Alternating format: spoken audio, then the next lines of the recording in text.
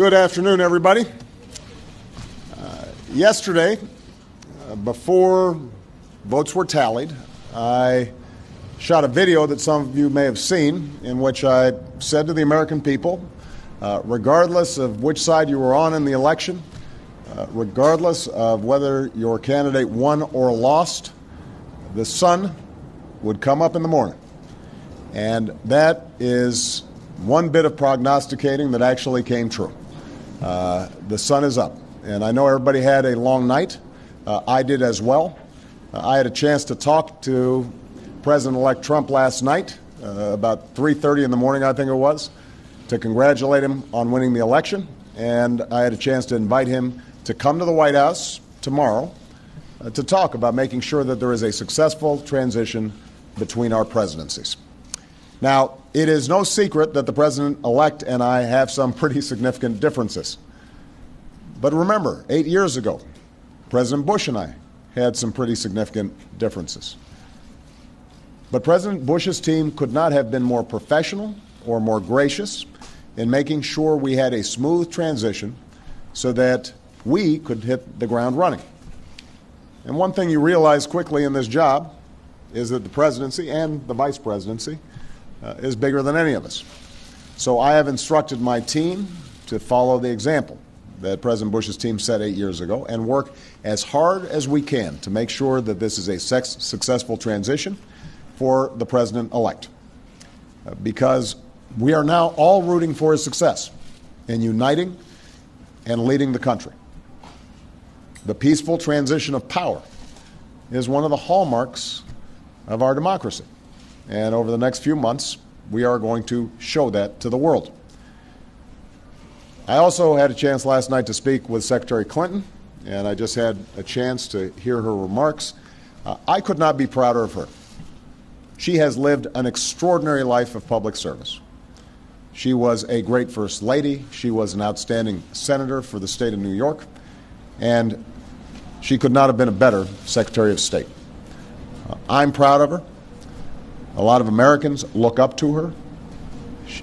Her candidacy and nomination was historic and sends a message to our daughters all across the country that they can achieve at the highest levels of politics. And I'm absolutely confident that she and President Clinton will continue to do great work for people here in the United States and all around the world. Now, everybody is sad when their side loses an election. But the day after, we have to remember that we're actually all on one team. This is an intramural scrimmage. We're not Democrats first. We're not Republicans first. We are Americans first. We're patriots first. We all want what's best for this country. That's what I heard in Mr. Trump's remarks last night. That's what I heard when I spoke to him directly, and I was heartened by that. That's what the country needs. A sense of unity, a sense of inclusion, a respect for our institutions, our way of life, rule of law, and a respect for each other. I hope that he maintains that spirit throughout this transition, and I certainly hope that's how his presidency has a chance to begin. I also told my team today to keep their heads up because the remarkable work that they have done day in, day out, often without a lot of fanfare, often with a lot of attention, work in agencies, work in obscure areas of policy that make government run better and make it more responsive and make it more efficient and make it more service-friendly so that it's actually helping more people. That remarkable work has left the next president with a stronger, better country than the one that existed 8 years ago. So win or lose in this election, that was always our mission. That was our mission from day one. And everyone on my team should be extraordinarily proud of everything that they have done. And so should all the Americans that I've had a chance to meet all across this country, who do the hard work of building on that progress every single day. Teachers in schools, doctors in an ER clinic, small businesses putting their all into starting something up, making sure they're treating their employees well. All the important work that's done by moms and dads and families and congregations in every state. The work of perfecting this union. So this was a long and hard-fought campaign. A lot of our fellow Americans are exultant today. A lot of Americans are less so. But that's the nature of campaigns. That's the nature of democracy. It is hard and sometimes contentious and noisy. It's not always inspiring.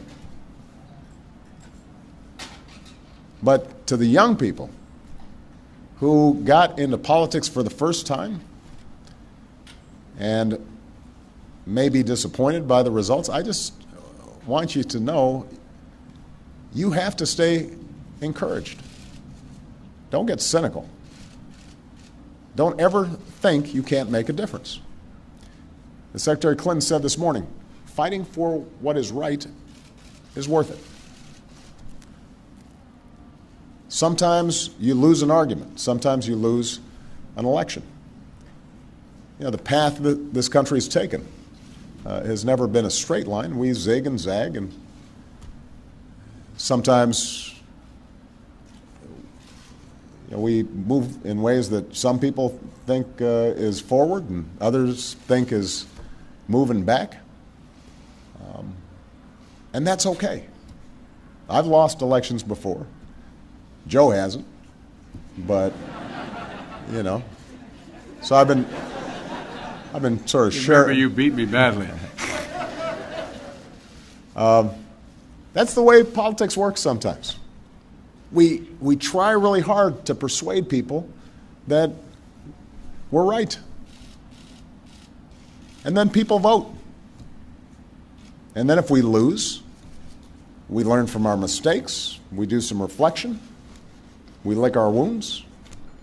We brush ourselves off. We get back in the arena. We go at it. We try even harder the next time. The point, though, is that we all go forward with a presumption of good faith in our fellow citizens. Because that presumption of good faith is essential to a vibrant and functioning democracy. That's how this country has moved forward for 240 years.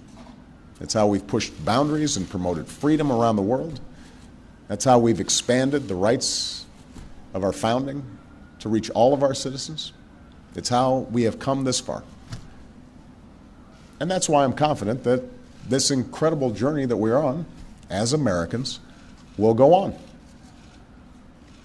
And I'm looking forward to doing everything that I can to make sure that the next president is successful in that. I've said before, I think of this job as being a relay runner. You take the baton, you run your best race, and hopefully by the time you hand it off, you're a little further ahead. You've made a little progress. And I can say that we've done that, and I want to make sure that handoff is well executed because ultimately we're all on the same team. All right? Thank you very much, everybody.